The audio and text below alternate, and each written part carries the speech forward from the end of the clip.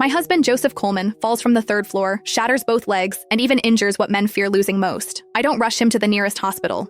Instead, I drive him to a hospital 2,000 miles away. In my previous life, Joseph jumped on purpose so the hospital intern he dotes on, Kimberly Parker, could secure a permanent spot by operating on him. He refused the capable surgeons nearby and insisted I take him to the hospital where Kimberly works, just so she can treat him. I turned him down because Kimberly is an untrained intern who got in through connections and has no surgical experience. Joseph had slapped me hard across the face. I just want to use my injury to help Kim go permanent. Why are you being so petty? He was dead set on Kimberly treating him. I worried the delay would ruin his legs, so I asked his mother, Diane Lowe, to talk sense into him. But what I never expected was Kimberly jumping from the hospital building when she failed her probation. Meanwhile, Joseph is treated in time, and both legs are spared. On the day he's discharged, I come smiling to take him home, but he runs me down with his car and kills me. As I collapse on the floor, choking on blood, I ask him why. He looks at me like I'm something stuck to his shoe. If you hadn't stopped me from helping Kimberly go permanent, she never would have died. When I open my eyes again, I'm back on the day Joseph falls and breaks his legs. Nora, why are you just standing there? My leg is broken. Get me to the hospital where Kimberly interns now. Joseph Coleman's bark cleared the haze from my mind, and I realized I was standing in the living room while he lay motionless on the ground, having fallen from the third floor. He ground his teeth through the pain of two shattered legs and still managed to glare at me with disgust and suspicion. Nora, if you take me to the nearest hospital again and make me lose Kimberly, I swear you'll suffer a death worse than you had the last time. Those words cleared away the last of my doubt. I had come back to life, and at that same moment, Joseph came back too. In my previous life,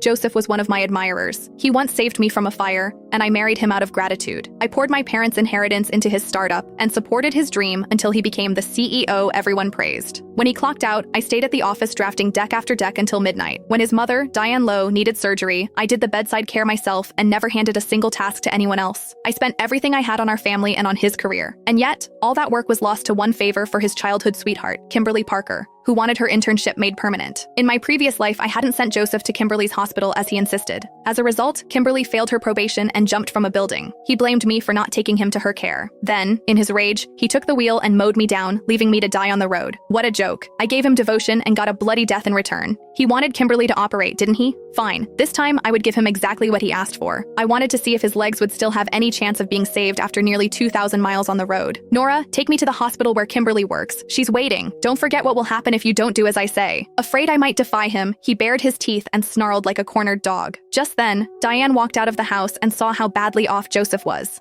Have you lost your mind? The hospital where Kimberly works is almost 2,000 miles away. By the time you get there, your legs will be beyond saving. No way. Nora, take him to the nearest hospital right now. I kept my cold smile to myself, masking it with a worried face as I looked at her. But he insists on going there. Don't listen to him.